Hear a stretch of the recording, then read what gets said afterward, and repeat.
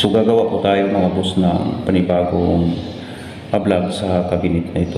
Master's bedroom na. At ito naman, ito yung pinaka-study room. Ano? Pinaka-hallway. At meron sa part na ito ay meron study room o study area. At yung hallway. At bedroom 1, may sarili dito.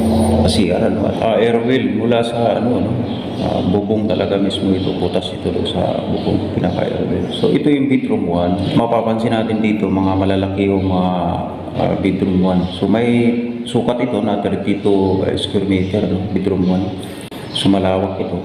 At bedroom 2 ay meron siyang sukat na 25 square meter. Ang lalaki din ng mga bintana niya, at may sari-sariling mga CR po yan. Pagdating naman sa first floor, so dito yung floor, nagkaroon lang ng revise ito, no?